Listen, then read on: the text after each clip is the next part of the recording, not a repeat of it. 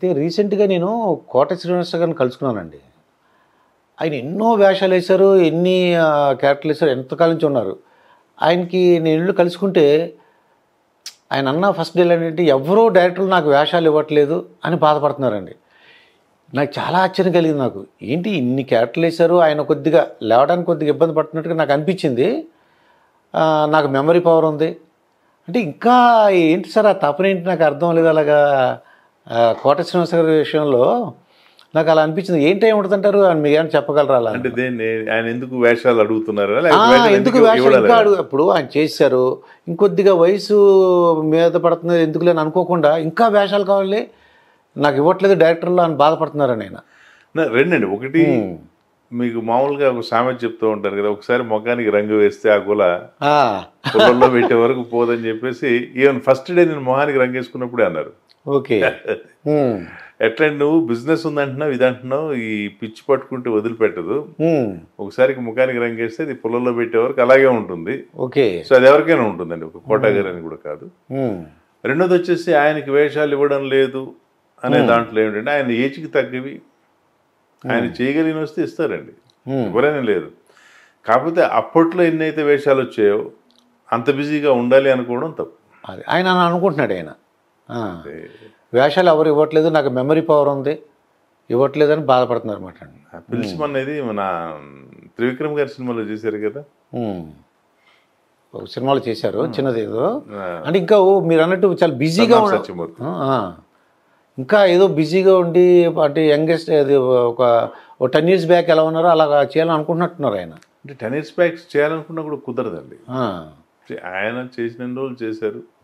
ఇప్పుడు ఏదన్నా వస్తే చేయాలి కానీ నాకు వేషాలు ఇవ్వడం లేదు అని చెప్పేసి బాధపడాల్సినటువంటి అవసరం లేదు ఆయనకి. అవునండి. ఇప్పుడు అలవైకుంఠపురంలో అల్లు అర్జున్ తాతగారు ఒక ఆయన ఉన్నారండి, సచిన్ కేట్కర్ అని తాతగారు. అటువంటి పోర్షన్లో ఇంకొక భాష నుంచి తీసుకొచ్చారండి ఆయన. అది హిందీ యాక్టర్ లేకపోతే మరాఠీ యాక్టర్ అనుకుంటా, సచిన్ కేట్కర్ అని. అటువంటివి మీరు వేసేయగలరు. అసలు ఎందుకు మన డైరెక్టర్లు మీలాంటి వాళ్ళని ఎంకరేజ్ చేయట్లేదని మాలాంటి ప్రేక్షకులకి అనిపిస్తుంటుంది అన్నమాట, సగటు ప్రేక్షకులకి. అంటే ఇక్కడ చాలా కాంబినేషన్స్, క్యాలిక్యులేషన్స్ ఉంటాయండి. ఆ క్యాలిక్యులేషన్ ప్రకారం సపోజ్ మేము మీట్ అయితే నేను కావచ్చు, ఇంకొక ఆర్టిస్ట్ కావచ్చు, వేషాలు వస్తాయండి. ఇవాళ ఏమైందంటే మనకి మీరు పాత సినిమాలు చూస్తే రామారావు గారివి, ఆయన చనిపోయినప్పుడు సత్యనారాయణ గారు ఒక స్టేట్మెంట్ ఇచ్చారు.